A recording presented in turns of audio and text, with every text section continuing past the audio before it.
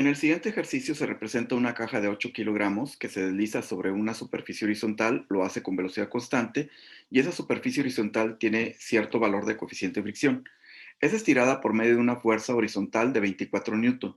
Se pide encontrar el valor de la fuerza de fricción cinética y el del coeficiente de fricción cinético.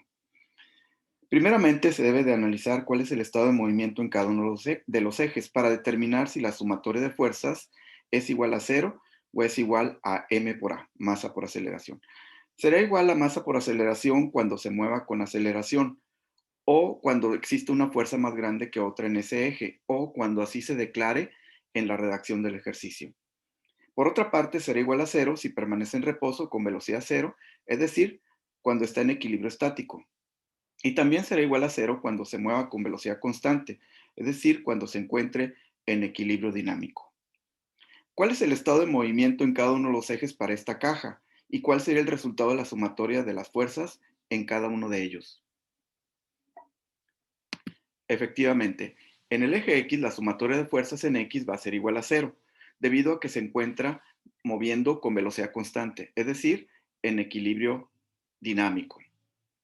Por otra parte, en el eje Y, la sumatoria de fuerzas también es igual a cero, debido a que tiene velocidad cero en ese eje, ni sube ni baja. Es decir, se encuentra en equilibrio estático.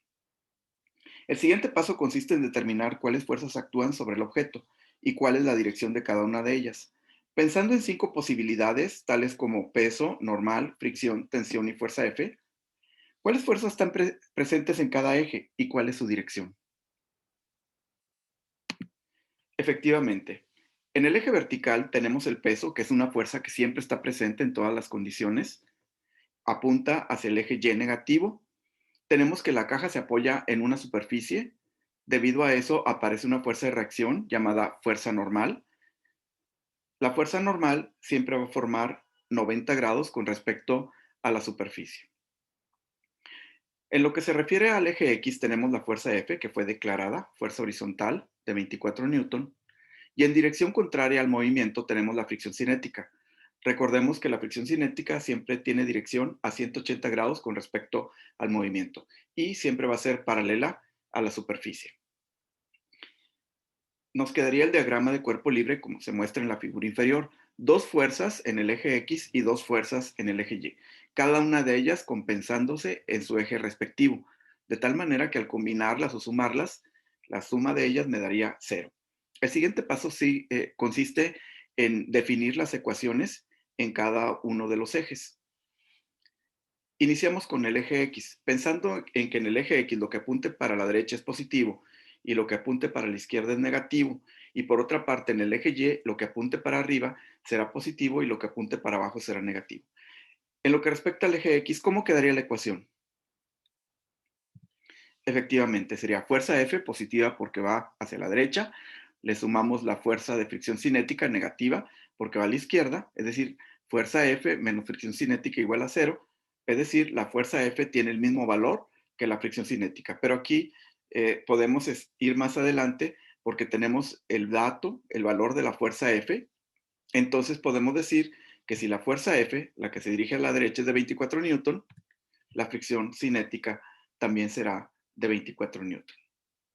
Aún nos falta por resolver el inciso B, encontrar el coeficiente de fricción cinético. ¿Qué podríamos hacer para encontrarlo? Así es, aplicar la ecuación de fricción cinética es igual a coeficiente de fricción por el valor de la fuerza normal. Despejando para el coeficiente de fricción cinético nos quedaría fricción cinética, el valor de la fuerza de fricción cinética, dividido entre el valor de la normal. ¿Dónde podríamos encontrar el valor de la normal? En el eje Y, así es. Quedaría la ecuación en el eje Y, normal más menos el peso es igual a cero. Normal menos W igual a cero, normal es igual a W. Normal es igual a la forma en que se calcula el peso, que es masa por gravedad, el producto masa-gravedad. Es decir, la normal sería igual a 8 kilogramos de masa por gravedad 9.8 metros sobre segundo cuadrado, 78.4 newton. Ahora nos podemos regresar a la ecuación que dejamos pendiente para el coeficiente de fricción cinético, sustituyendo el valor de la fuerza normal. De esta manera, tenemos que el coeficiente de fricción cinético sería el valor de la fricción cinética de 24 dividido entre la fuerza normal de 78.4 y esto nos daría 0.30.